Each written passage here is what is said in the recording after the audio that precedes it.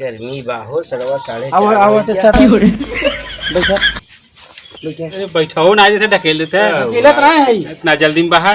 अरे हमारा बिया सेट कराई के आया है। अरे कहते बिया वो लड़की साल न हुई काई भाई अरे यार जब होहला नहीं बात हम कितना जबरी करब बतावा। काय नहीं होए वाला सब कुछ तय हो गया तब कैसे कहते न हुई कुछ बात बा ऐसा ना कि अब हम उनसे कैसे कही। चला तू अकेले हमसे आवा चला बताई तो है।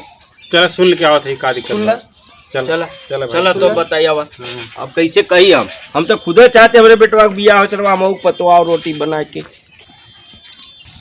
ऐसा बाबुआ भाई ना ओकर माई हमसे पट गई बा। हाँ अब बतावा अब इनकर बियाह कराई तो हम अपन बिगाड़ी तेसल बढ़िया बा नहीं बिगाड़ तो कुछ नो के कही हाँ आए और हमारे बिगड़ी तसनो हु रड़वा कुछ करे तब बवाल हो जाई केस फौजदारी हो बिटिया के बियाह दे जब आ जाई पतोहिया तो इहो यही बहाने चलल आवल करी तो समझदारी बा कि नहीं। तो तू ऐसा करा भाई जाने ओके मनाए सनाए दे ओकरे बाद बिगाड़ के उगला दूसरा लहाय दे वहां हमार लहत रही। चला ठीक बा ना ठीक